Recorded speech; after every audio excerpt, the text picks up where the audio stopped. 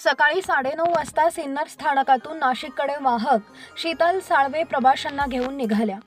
बसमध्ये ज्येष्ठ नागरिक भरत रनमाळे व त्यांची पत्नी मंगल यासह प्रवास करत होते। द्वारकाजवळ बस पोहोचल्यानंतर रनमाळे यांना अचानक अस्वस्थ वाटू लागले। काही क्षणातच ते बेशुद्ध झाले। त्यांच्या पत्नी मंगल यांनी त्यांना हलविण्यास व मोठमोठ्याने आवाज देण्यास सुरुवात केली। सदर बाब शीतल साळवे यांच्या लक्षात आल्यानंतर त्या धावत रनमाळे यांच्या जवळ गेल्या। त्यांची नस तपासणी केल्यानंतर ठोके अत्यंत मंद जाणवत होते।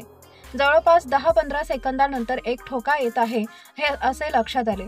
त्यांना जागेवर झोपून हाताचा तळवे खोलगट करून शीतल साळवे यांनी त्यांच्या छातीवर दाब देण्यास सुरुवात केली। सलग 6 ते 7 मिनिटं दाब दिल्यानंतर भरत रनमाळे अचानक शुद्धीवर येऊन जोरजोरात खोकू लागले आणि त्यांचा अडकलेला श्वास मोकळा झाला।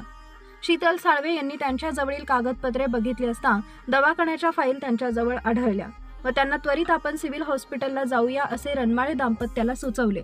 मात्र प्रकृती थोडी स्थिर वाटल्यानंतर आम्ही स्वतःच पंचवटी येथील हॉस्पिटलमध्ये जातो असे सांगितले।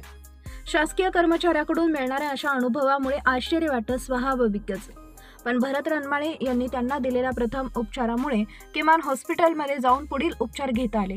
त्यामुळे बसमधील प्रवासी रनमाळे कुटुंबीय भावनिक होऊन शीतल साळवे यांचे कौतुक केले। समाजामध्ये माणुसकी हरवत चालली आहे याचा प्रत्यय आपल्याला अगदी पावलावर येतो।